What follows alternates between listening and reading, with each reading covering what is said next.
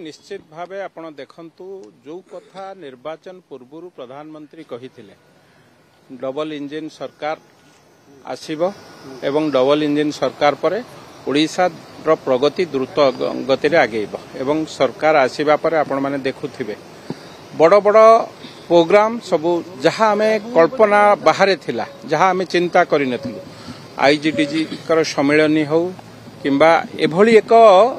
आंतर्जातिक कार्यक्रम कहबू प्रवासी भारतीयंकर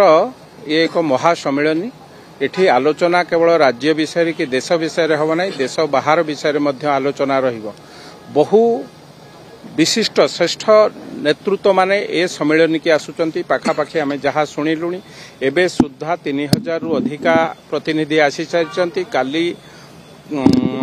पर्यंत पाखापाखि 7000 प्रतिनिधि आसिबे निश्चित भावे प्रधानमंत्री जो कथा कहिथिले भारत वर्षर पूर्वांचल को गुरुत्व दियाजिबो एवं ताधेरे ओडिशा नेतृत्व नब आज लागुची सेही भली एक अवस्था प्रधानमंत्री जेतेबेले आसीचंती आमे स्वागत करूछु आमे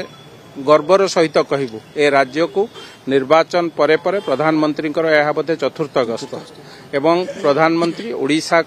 बासी की भल पाई ओडिशा को भल पाई प्रभु जगन्नाथ आशीर्वाद बारंबार नौचंती एवं ओडिशार विकास कथा चिंता करुचंती ओडिशार प्रगति कथा चिंता करुचंती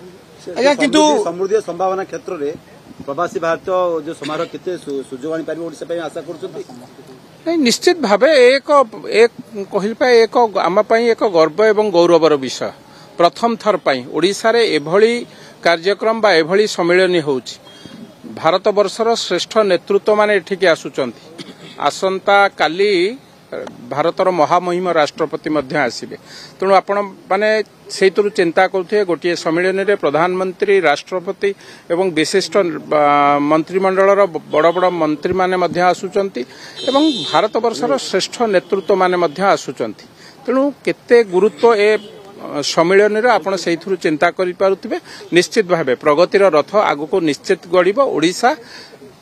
रेलगाड़ी इंजिन हम आज्ञा किंतु विजु जनता दल कहूँ जो वर्तमान सम्मेलन डीजी सम्मेलन कथा कहतु कि प्रवासी भारतीय सम्मेलन कथा कहतु ये भित्तिभूमि नवीन पट्टनायक से बर्तमान भारतीय जनता पार्टी ना ना चेष्टा कर से कथा लोके कहिबे से किए करुची किए कहूची